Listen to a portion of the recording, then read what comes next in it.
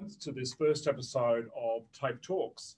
My name is Craig Robertson. I'm the CEO of TAFE Directors Australia. In the spirit of reconciliation, TDA acknowledges the traditional custodians of country throughout Australia and their connections to land, sea and community. We pay our respects to their elders, past and present, and extend that respect to all Aboriginal and Torres Strait Islanders people here today.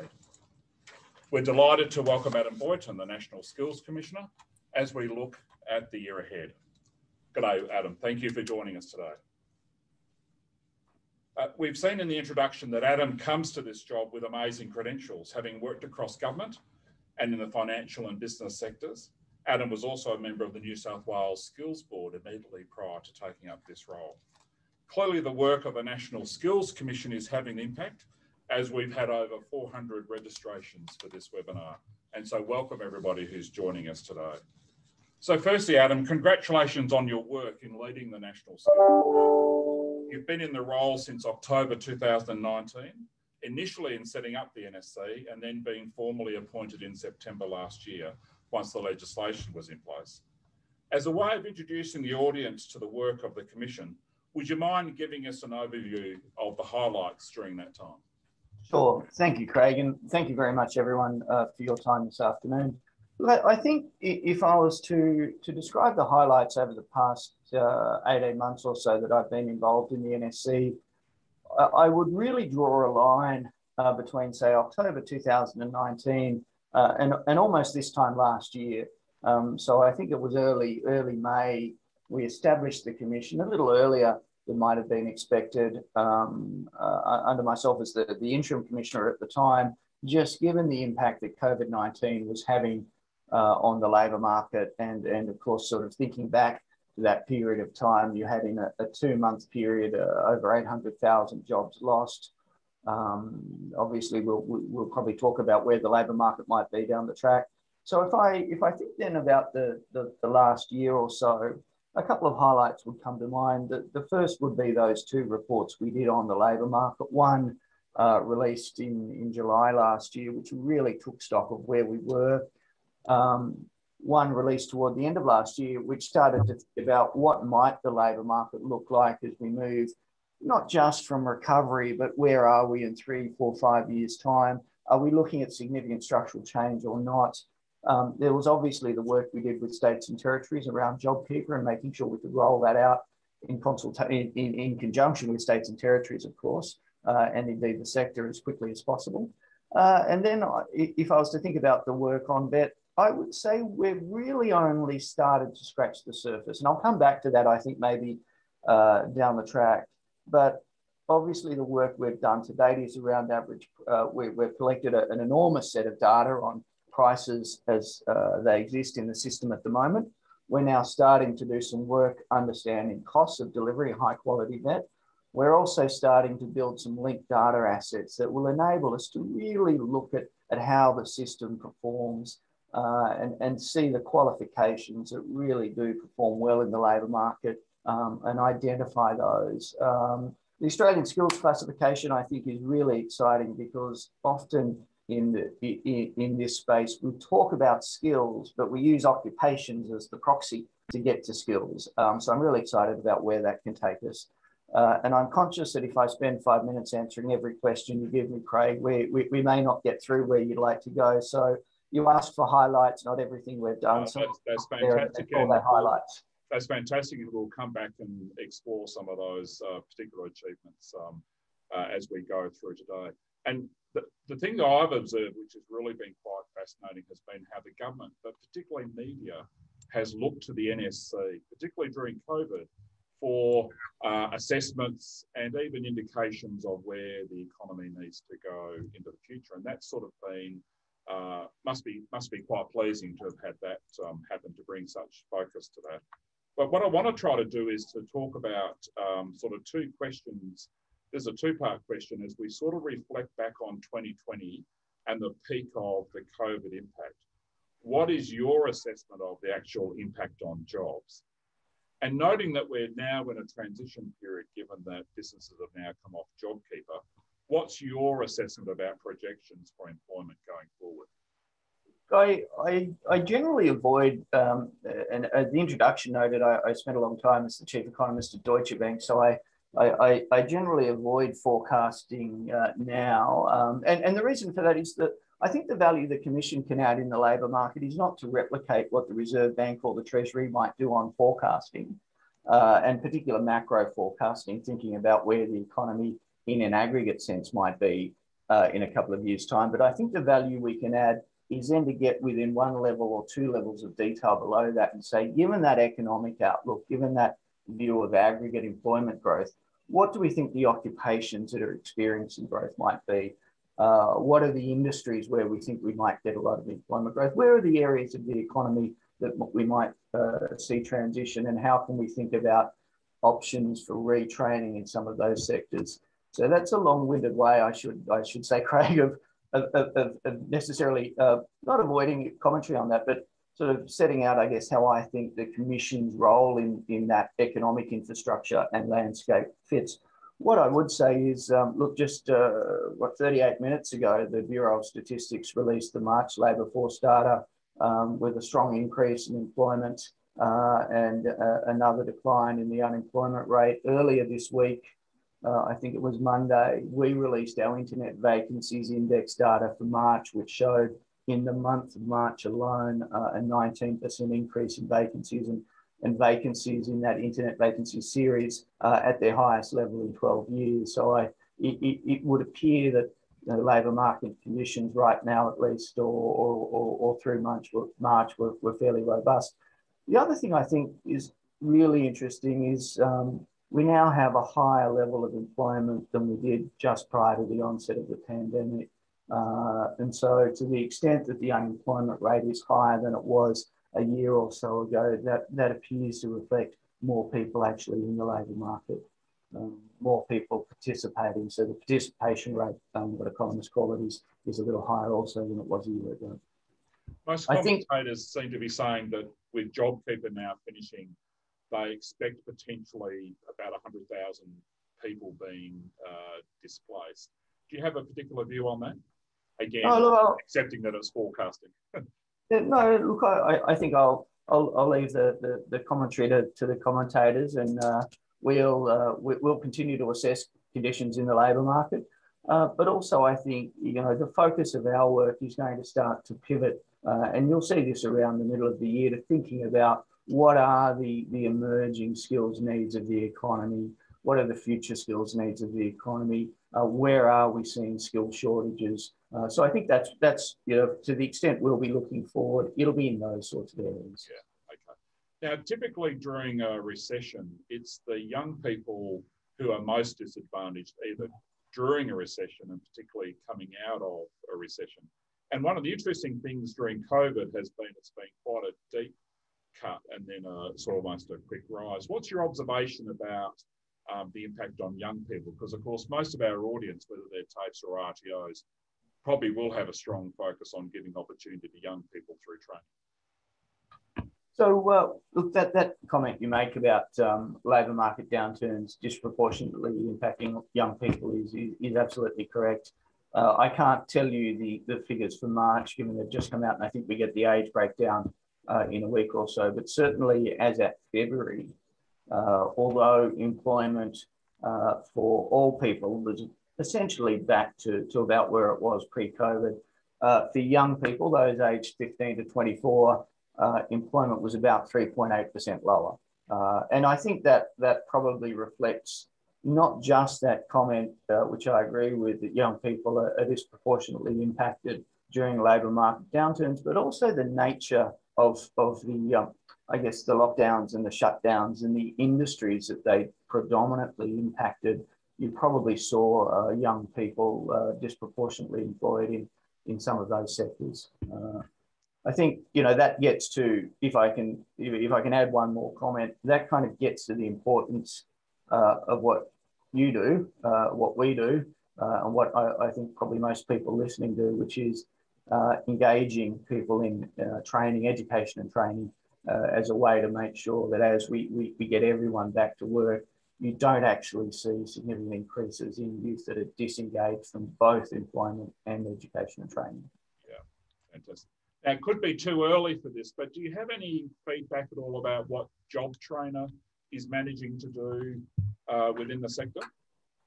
So our involvement in Job Trainer was really to agree qualification lists with states and territories, and also pricing. I think the evaluation is being handled elsewhere. So look, all I can say from my perspective is it's been a positive engagement process with states and territories. I think that certainly the economic landscape today probably looks a fair bit better than I think anyone, be it the Treasury or the RBA, thought in July, August, September last year. Look, I think from our perspective, being able to work with states and territories to quickly come up with qualifications and get it out there has probably been a really important way of keeping young people engaged with the labour market, with education and training, as you sort of try to get from the downturn to the recovery. Excellent, thank you. Now we're going to move and look at some of the key pieces of work that, in my view, sort of promise to be quite transformational in terms of the VET system. But before we do that, I just want to be able to let the audience know that you can ask questions of Adam via the Q&A function that's at the bottom of your screen. We'll pause in about 15, 20 minutes to ask one set of questions, and then we'll have time at the end of this session as well to take other questions as well. And a reminder, the Q&A function is at the bottom of the screen. But now let's get to this work, which I think has the promise of transformation to VET. Now, by way of a start, Adam, it's pretty clear that the NSC is bringing together data from a range of sources and really bringing new insights that possibly we haven't seen before, particularly for the labour market, but particularly for the VET sector. Let's start with your reflections on this phenomenon many call big data, and what's been involved from your perspective. I think I'd think about that two ways from our perspective.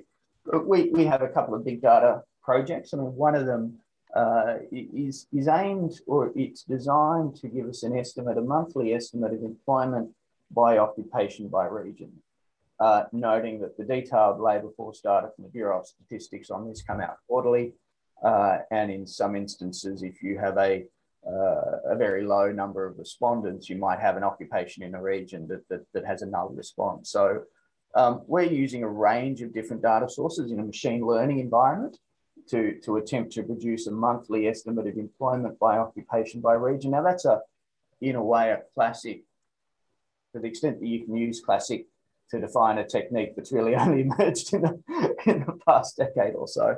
But that's, if you will, a classic big data application. Can we throw a whole bunch of data at this question in a machine learning environment and produce an answer? But I think, in a way, the value of something like the National Skills Commission comes from then aggregating a range of different data to get us to a broad conclusion. And so if I can think about some of the work we have underway, we might talk about this in a little more detail. Obviously, we've released the Australian Skills Classification, which is a data-driven exercise that seeks to take us from occupations to skills, which I think is potentially quite interesting. We are using these now cast elements of employment by region to help inform some of our thinking on skill shortages. We're building some models around that, but also we are continuing to engage with industry and employers to get their sense of what occupations are in shortage right now. And then if I step back, there's a whole bunch of work I think we can do and that we are doing around identifying the economy skills needs, thinking about the qualifications and the skill lens that's attached to that, but also constructing linked data assets that enable us to look at, for example, the income of the student prior to training versus the income after training. So what's the benefit that the training provides? And I think it's really when you join these different pieces of information up together. I've got a skills need over here, and I know this qualification matches this skills need, but also I know that this qualification typically delivers an income uplift for the student that completes it. It's not the one bit. I think for the way I like to think about the value of the NSC, it's when we've built these things by the end of this year, it's that aggregation of intelligence that I think can be quite powerful.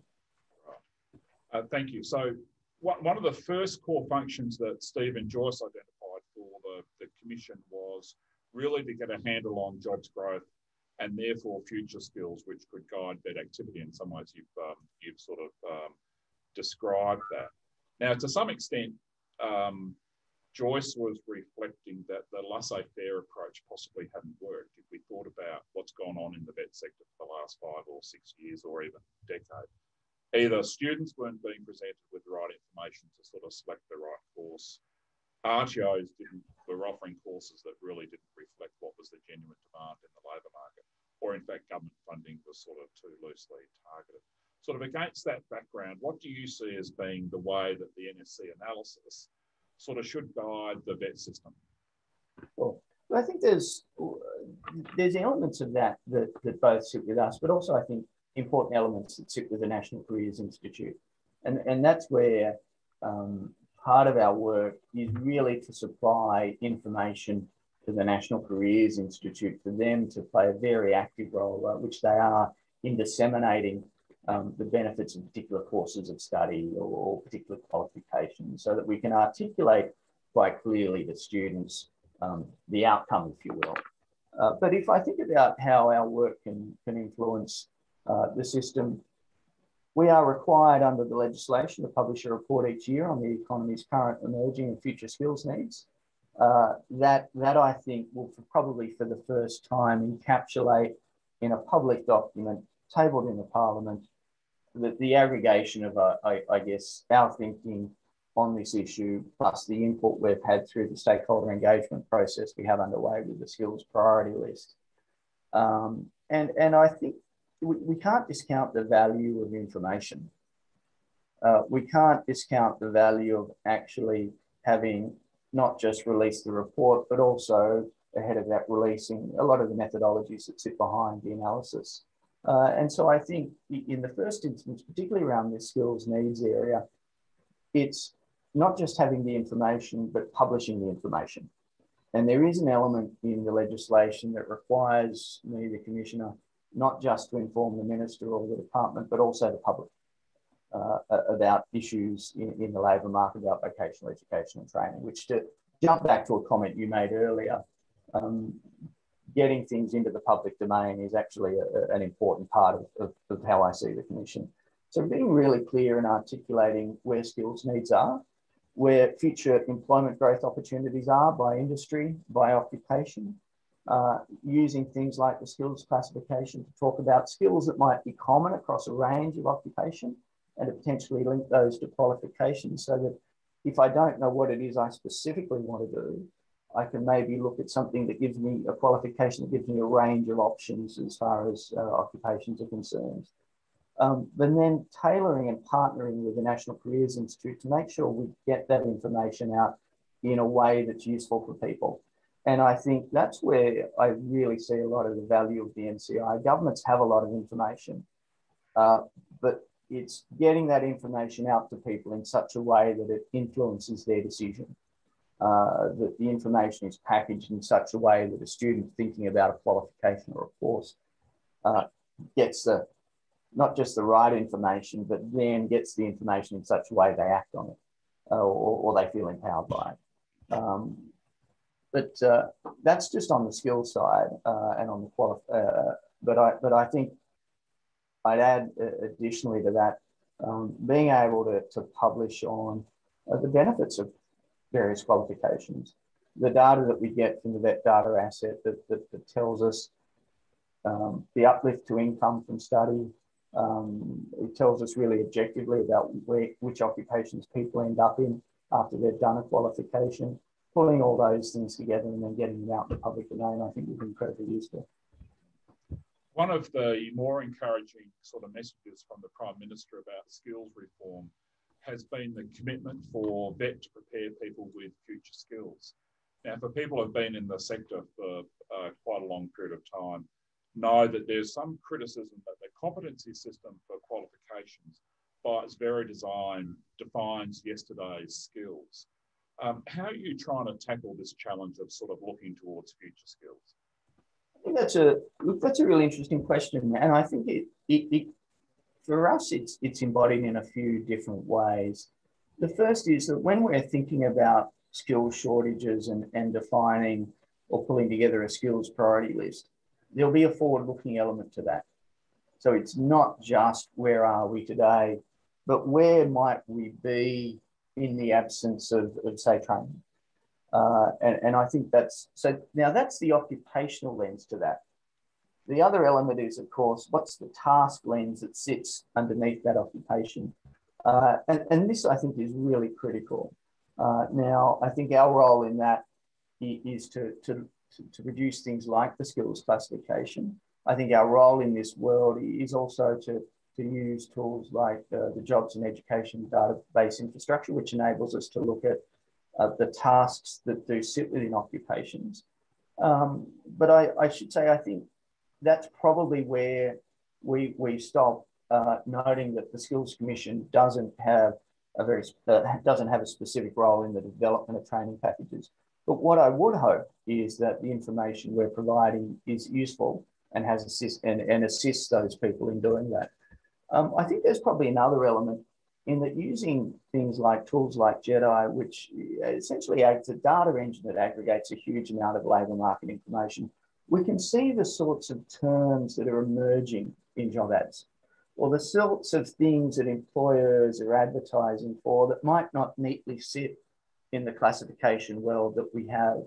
And as a specific example of that, I think last year, I can't remember the month, we published a report on emerging occupations. So small, rapidly growing, sort of have now hit a threshold size where we're confident that this is an actual new occupation, not something being rebadged. And so I think by getting those sorts of information, or those pieces of information out there, we can create at least a source set of data that the sector can use to think about if we know what the emerging occupations are, what then are the skills in that occupation, and how do we reorientate if we need to, training packages and the like. Fantastic. And as we said in the introduction, a beta version of the Australian skills classification was released last month, I think. And in fact, I've got a few messages from people about the ASC. From my perspective, I sort of see it that it looks at the skills first and then how those skills in everyday life are applied to an occupation. And so possibly it's flipping the way that we look at skills that are needed across the economy. But two other important things that have probably been issues in the vet sector for quite a period of time is actually these things, what we call sort of the core competencies. And then this notion of transferable skills, which seems to be the key thing that a lot of other countries are looking at. What are these transferable skills so people can be pretty mobile through the labour market? So just wonder if you could give your perspective on the ASC and particularly where you think it could head.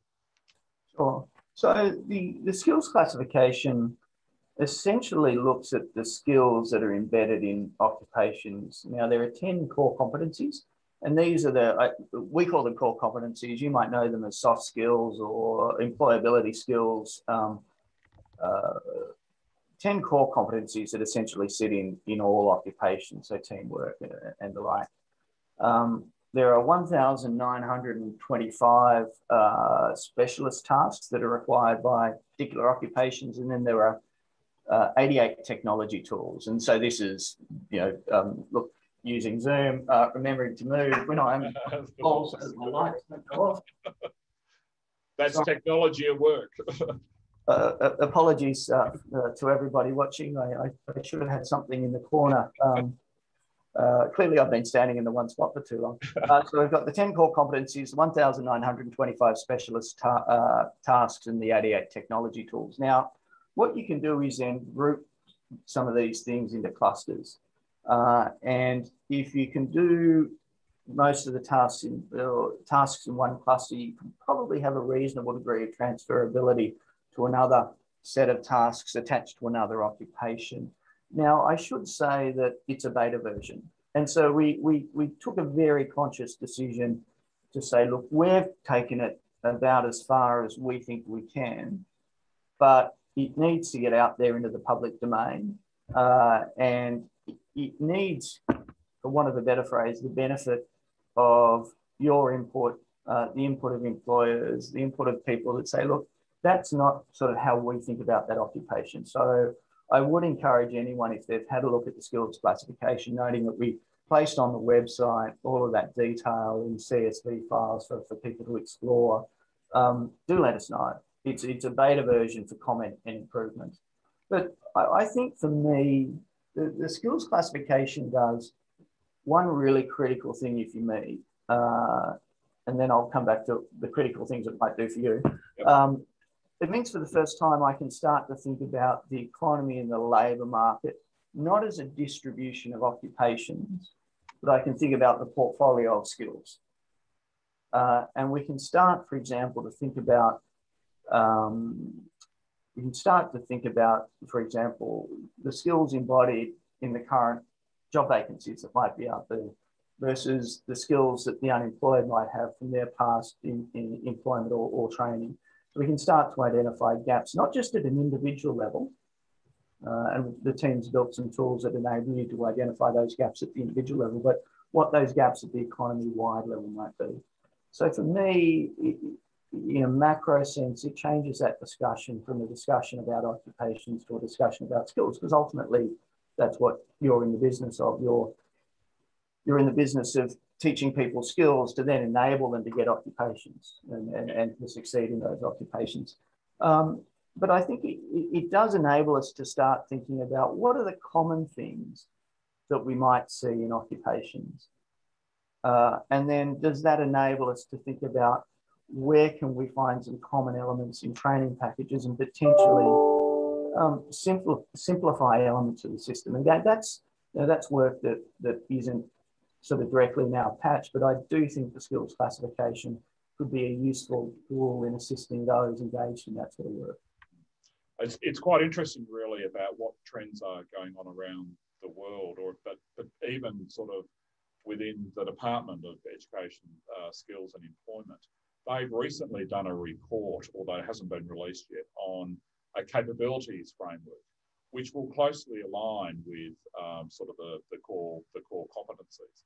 And one of the interesting things I'm looking forward out of that is can you codify, train, and assess against those particular elements. And so the core competency element is really quite an important foundation that can really help the sector sort of take the next step. I'm wondering if this is a bit of an unrehearsed question in some ways. Could you give us a bit of a layman's guide to what the database is that operates out of the Ministry of Labour in the US? This famous tool called OTEN. ONET. ONET. Sorry, OTEN was a different. Yeah, sorry about it. So look, ONET is one of the data sets that sits within our JEDI system. But I think the value of ONET is it enables you to look at the tasks within occupations. But because it's been around for a while, it also enables you, and this is work I did in a former life, so this is not Skills Commission work, this is something I did in a former life, but it enables you to look at how tasks within an occupation have changed over time. And so you see things like accountants now spend more time solving clients' problems than actually doing sort of numerical calculations because there's software now that does that. And so for me, I think the value of ONET, and indeed for the sector, the value of ONET is, look, it has an American bias, of course, because it is. So we do try and supplement it with as much Australian data as we can to capture the differences. But because it's been around for a while, you can look at how an occupation's changed. And look, there's this saying, past performance is no guarantee of future success or the like. And just because something might have changed in one way doesn't mean that that change continues. But what it also does, and I think, is it makes you realise that if you're thinking about the future of work, it's less that individual occupations completely disappear, but it's more that the way we do our jobs changes. And so if I think about, being a graduate at the Treasury Department in the mid-1990s, the key technology tool was Excel. I suspect graduates at the Treasury now, they're still called economists. They're still looking at the economy. They're probably using things like R and Python, and those things I don't know and understand, but different sorts of tools to do the same job. And this is where I think being able to talk about skills as opposed to just occupations, and where things like ONET really have value, because they then get us thinking about how is it you do the job, which is really at the heart of what your members are thinking about when you're teaching someone, when you're training someone. Do you think it's feasible that Australia could ever have its own ONET, or is there enough commonality that you can use it and adapt it? Well, I think we're trying with the skills classification to get, as close as we can. And then I think if you can do things like marry the skills classification up with ANSCO, you really start to get the additional value. Perhaps, if you're a country of 250 or 300 million people, there's economies of scale and scope maybe you don't have in a smaller country. And I must confess, Craig, you're talking to someone who thinks there's no such thing as too much data. Yeah. So, I'm tempted not just to say yes and move on. So maybe we'll sharpen up our budget submission to Stuart Robert as the new minister and say he's got to put some more money in so that we can expand ONET to Australia. What we're going to do now is just see if there's a couple of questions that have come in. And on the side here, we've had Ron Jackson from TDA looking at a couple of questions. So, Ron, have you got some there? Yes, thank you, Craig, and welcome, Adam. If I may just for a start at the macro, and got a theme here in terms of the input and advice and knowledge that vocational educationalists can provide to the Commission in terms of the work that you're doing. So a couple of things is the engagement so far with vocational educationalists as opposed to trainers, and how vocational educationalists may engage further with the Commission. Well, I think on the engagement side, we've certainly had a lot of engagement with peak bodies such as yourselves, and a lot of that to date has been around some of the foundational work we need to do, which is to get cost collection instruments out to RTOs so that we can start building our understanding about the costs of delivering. Can I just thank anyone that might have been supplying information into that exercise? We really do appreciate it. I think as we get more products out, that's when the opportunity for collaboration and feedback comes. And certainly, if people think we've gotten things in the skills classification not quite right or indeed wrong, please let us know. There's an open consultation there, and it is out for feedback. I would think that as we get through this foundational stage, bearing in mind we're developing a lot of products, we want to get them out to the market, we want to get feedback, we want to see how the sector responds, and particularly around the vet data asset. What are the sorts of questions that you might be interested in having answered, from being able to link TVA data to other data sets that the government might have and the ABS might have? What's interesting for you in assessing qualification performance? What's useful information? How do we make sure when we're doing this sort of work, we accurately reflect you've got different student cohorts, which might influence the outcome. So I suspect you'll see more consultation and more things in the field from us, noting that, as I think you said in the start, the legislation passed in, I think, September last year. I got appointed in October. That was then when we could hit the go button on a lot of things. So in a way, we're sort of 6 months in. Yeah, that's right. It's been an 18-month journey to get here. Yeah. So if people feel we haven't been out with the sector enough, look, firstly, apologies for that. And secondly, I think as we start to move from this foundational stage to actually having things in the field, there'll be a lot more opportunity for engagement. Fantastic. Thank you very much for that, Adam. And I must say, from our view, the NSC has been very open and engaging with a range of stakeholders. And I think the comments we're getting through on the questions is that we've got a lot of passionate vocational educationalists out there who are dying to help the Commission in their work. So we would certainly encourage that engagement. Probably the other key theme coming through in the questions so far is around the linking of skills and occupational classifications, particularly how you may link emerging skills to occupations, given the report you did on that. If you have any comments in that space. So I think this is the challenging area, right? So it's, you know, I think there are probably occupations where task change is relatively slow and observable, and look, being an economist is probably one of those. If I sort of think back to what I would have considered myself for at least most of my career, I think the benefits to the economy of being early to identify what's emerging is really very critical. So if we're thinking about digital skills, so what are the digital skills that are emerging? Practically, how do we do that? We look at what we're seeing in the United States, in Singapore, in sort of economies that you think might be close to the frontier. What's emerging there? What does that then tell us about what might emerge here? Where's the general level of digital skill in Australia, or what's the extent to which you're seeing references to digital skills in job advertisements by employers here versus other countries?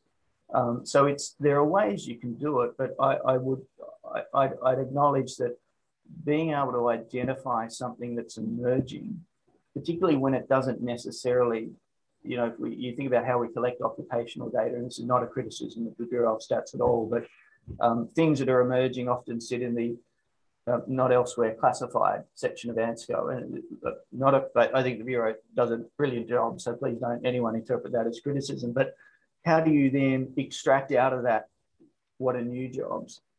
And how do you then also determine, is a data scientist a completely new job, as an example, or is it an evolution of an existing job with a new name? And look, these are difficult questions to answer. But these are the sorts of things I think increasingly, once we've gotten 80% of the economy sort of settled, for want of a better phrase, and we feel that we've got those large occupations neatly classified in the skills classification, I think then we can start to look at the emerging and the niche, bearing in mind that that's probably where you get a lot of your productivity growth, right? It's where you get a lot of change, and certainly around digital is probably where I think, and not just digital in the IT sector, it's digital outside of IT as well, and we're doing a little bit of thinking around that as well. Great, thank you. Now let's go to the other key function, which is the pricing of qualifications, and we've mentioned it a little bit. I wonder if you might be able to just give your sort of overview and perspective of the objectives of the work and progress today. So the way I think about this is, what's the benefit of us being involved in this? I think it just provides an opportunity for a slightly simpler, more transparent pricing system. Now, we're doing some work around developing with states and territories prices for vet qualifications. What happens to those prices, that's a sort of completely separate question. But for me, if I look at the existing landscape, and I think in the opening slideshow, you flashed up the report we did a little while ago. Well, actually, no, not a little while ago. I think we published it toward the end of last month.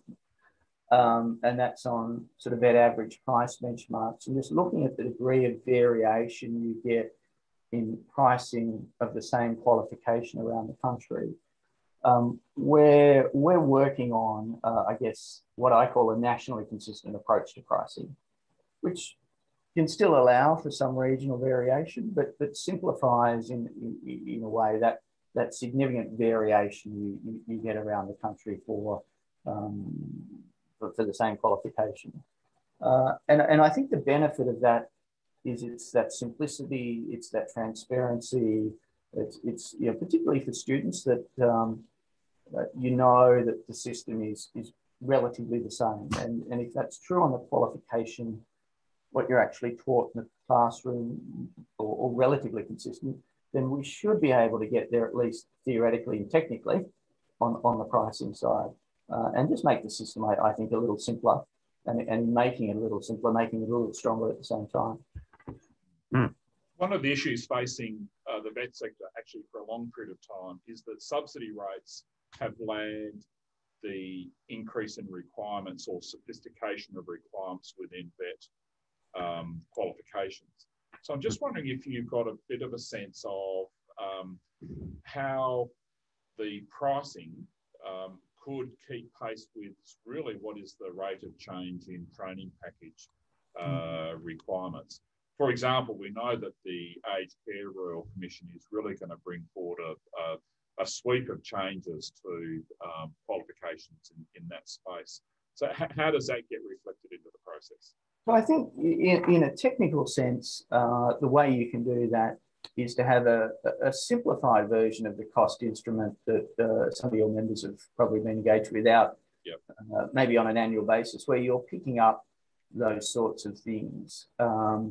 And it's not that you look to have radical, if you think about what I said in the previous answer, I think I spoke a lot about the simplifying, if we can, the pricing system and the prices, you know, that variation we observe across the country. So it's not that you want an instrument in the field every year to change prices necessarily at the margin every year, but you do, I think, want to be able to capture those sorts of things that you're talking about, where there is a significant change or qualification or a new requirement, that pricing is done in such a way as that doesn't become a disincentive to an RTO, and that we do reflect those changes when they are material enough and need to be reflected. And so practically, that probably means something that's in the field maybe yearly. Simplified version of what we sent out earlier this year. Do you think it might bring a bit of aggregation or uniformity to our qualifications, because we'll sort of be trying to fit within the price level? I'm not quite sure I follow you, Craig. Well, I'm just sort of wondering. Joyce said in his report, let's try to aim towards the band logic within the higher education system. But of course, I think that's down to 4 or 5 bands now, and we've got such a range of qualifications. So I'm just wondering if there will be some sort of something in between. Well, I think, you know, my view is that's part of that simplification, transparency, and that'd be the direction I think we'd probably go. The idea, I think, the way I think about the work we're doing on pricing is, if we look around the country, we see wide variation. If we look at sort of what an average price might be, you see a lot of unders and a lot of overs, but there seems to be some gravitation around an average. And so that suggests to me that what we might have is a lot of variation in individual qualification prices, but the aggregate costs of the system, if you will, aren't radically different, which suggests, and that's a couple of charts really that's in that average price benchmark report. That then suggests to me that there is a way through. And now, if there's a way through, I think you'd like that way through to be a way through that then is simpler, easier to understand and transparent, and allows, where it might need to, some flexibility. And we should highlight that one of the key sort of starting points of the analysis that's been underway is to start with quality training first, sort of a benchmark for quality training. Yes. So, and I've heard you say the point, this isn't about efficient reductionist prices, it's about a price for quality. And I'm always conscious of that, that, you know, efficient price isn't the lowest price. An efficient price is the price that gives you the quality outcome you want. And practically, we've tried to reflect that in the RTOs we've engaged. in our cost collection. We've also had a lot of regard in thinking about this work for what's the world that we're currently seeing, which is why the starting point was really understanding what the current pricing landscape looks like, and making sure we're comfortable that we understand it, because it's probably a slightly stretched analogy, but if you're going on a journey, it's kind of useful to know what your starting point is, and in doing this work, knowing the starting point is pretty critical. Now that ended up, I think, in a database with maybe 17,000 observations, but it gives us some sense of this is the system, so that as we're looking and developing prices, we can cross-check back to what is the world as we see it now. Is this really different? If that's different, why? And we should highlight that it's really the subject of negotiation between the Commonwealth Government, states and territories, how they will each apply. Yeah, we're doing technical work, and others will determine what the sort of policy implications of that. Yep, that's great. Before we go to another set of questions, let's give you an opportunity to talk through the recent commission you've been given by the Prime Minister, which is really looking at the forecasting of skilled workers for the aged care sector. I know it's early days, but I wonder if you just give us a quick overview of what you're planning to do on that front. So we're in the process of setting up a task force. I think we've probably got about half a dozen people in there, and that today we'll probably build that out to a dozen. So that's the practical sense, and I'm very conscious a lot of work's been done in this area already. So setting up the task force and seeing what's been done, and then thinking about what the gaps are. But I think this is really quite an important piece of work, because it's looking at the current and future workforce requirements of the care and support sector, both demand and supply.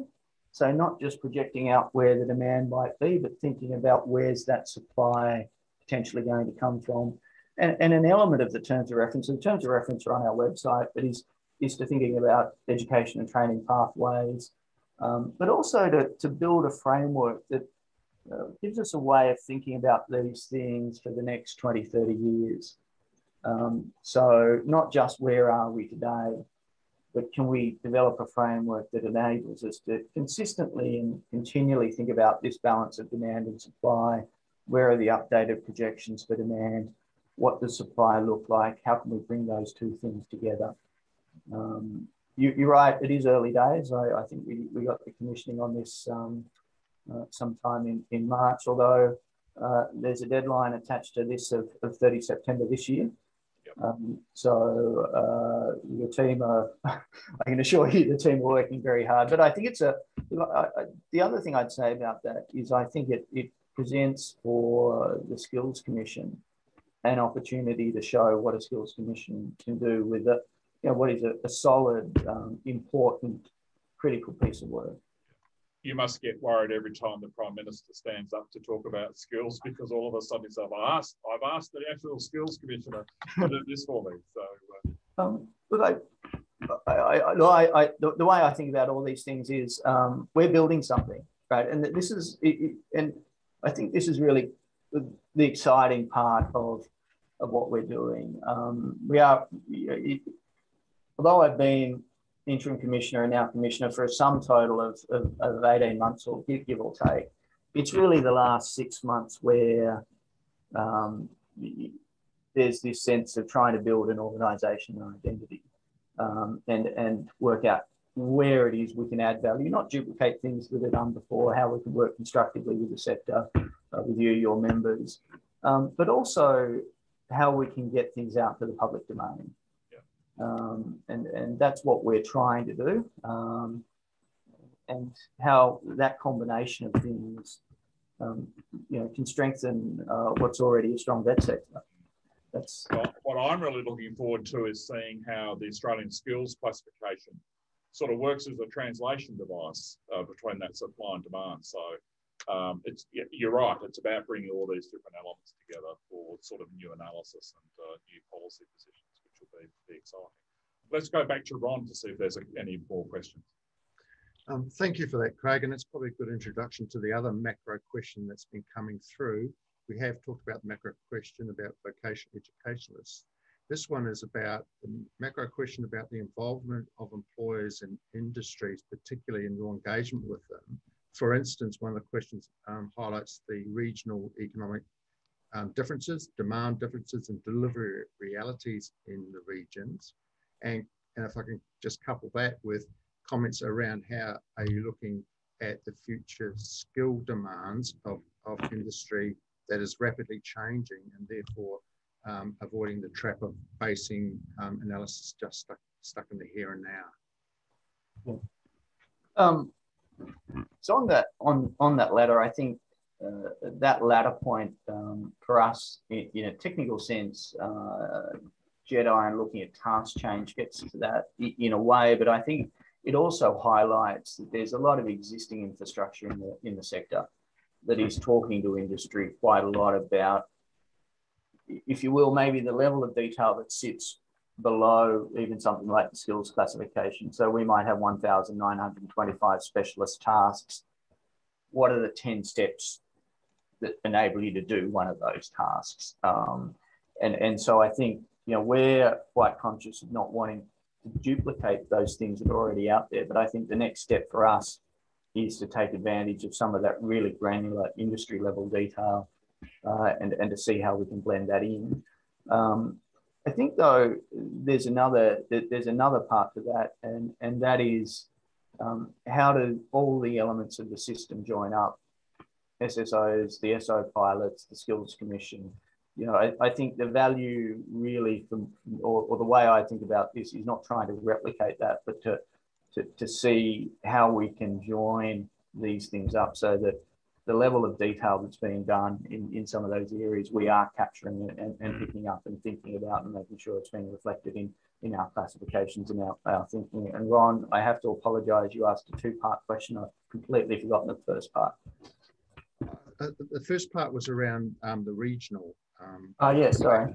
Especially around, I think what people are observing is there's a regional economic issues, then there's the regional demand issues for various skills, but also the relativities and actually delivering that in regional areas and how that relates back to your work in the pricing field particularly, but also I guess in the skills forecasting as well. Yeah, it's really quite interesting. Last year we run a survey of about 10,000 plus employers each year. Recruitment experiences and outlook survey. And just to sort of highlight, I guess, the economic strength of the regions. Last year was the first time in the half decade or so that survey's been running where we've been asking that question consistently, that it was harder, that recruitment difficulty was more prevalent in regional Australia than it was in the capital cities. Sort of nationally, last year was about the same as the year before. But what was interesting was that flip. And we see that in our job vacancies data, in that all through the pandemic and the recovery, the growth in vacancies has been stronger outside of the capital cities. So that's and I think this potentially gets to this question of skills mismatches. Is it that we've got a skills mismatch or we have a location issue? I might have unemployed people in the cities and demand in the regions. I think there's an element of that as well as, of course, the things that everyone's familiar with, closed borders and the like. To the question on cost of delivery, look, that is absolutely something we are looking at. It's part of one of the questions that cost collection survey is seeking to answer to make sure we do accurately capture the cost of delivery. And indeed, it's an element in my legislation around access to that in regional Australia. So it's something that's important to us, not just on the demand or the labour market side, but also the delivery of high quality training in regional Australia. Thanks for that. I think we're coming close to the end of the webinar. I just wanted to give you a chance to, by way of a concluding comment, and what's your sort of message to TAFEs and RTOs to sort of prepare for these sorts of changes that are coming? I think my message would be reach out, and Craig, sort of do appreciate your organisation, and that we're able to chat pretty frequently. But I would say I'm here because vet's really so critical, right? And if you think that education plays an enormous role in equality of opportunity, vet plays an absolutely critical role in not just training Australians, not just making sure we have a productive economy, but really for so many people, this equality of opportunity and access to education and training, vet is such a critical and important part of that. So we're here to help, and I know I'm sort of on the verge of quoting Ronald Reagan, the 8 scariest words in the government. I won't say them. But we are genuinely here to help. If you think we've gotten something wrong, reach out, either directly or through Craig. TDA and ourselves talk a lot. But I hope, in 3-5 years' time, people look back and they say the National Skills Commission is a useful, helpful, engaging, and sometimes challenging piece of the architecture, and we can actually see that it's helped identify skills needs, that it's played a useful role in training package development or helping to keep them up to date, that they're responsive to issues, and that things like the vet data asset is A, available, B, we're publishing it, and C, it's information you can use. Fantastic. So thank you, Adam. That's really been incredibly informative, but also exciting about what the possibilities are. And I never thought I'd say this driven by data, but nevertheless, data is such an important part of what we're doing going forward. For those people who are listening in, we've recorded some of those, or we've recorded some of the questions that are coming through. We'll copy them out and send them to Adam. Adam might be able to do some generic responses that might help give some information back to participants. Equally, if there are questions of TDA, we'll look at doing that as well. Our recording of this webinar will be on our TDA website. So if there's anybody who hasn't had the opportunity to listen in, they can come in and look at that afterwards. And Adam, there is a bottle of wine that will be hopefully... I don't think it's probably best if you keep that, Craig. There will be a gift of some form of thanks that we'll get together and drink that at some point. Your thanks is enough of a gift alone, Craig. Fair enough. Okay. And so for everybody, we trust you've enjoyed the first of our TAFETalks, and we hope there'll be many more to come, and we'll announce them through our newsletters. Thanks, everyone. Thanks, Adam. Thank you. Thanks.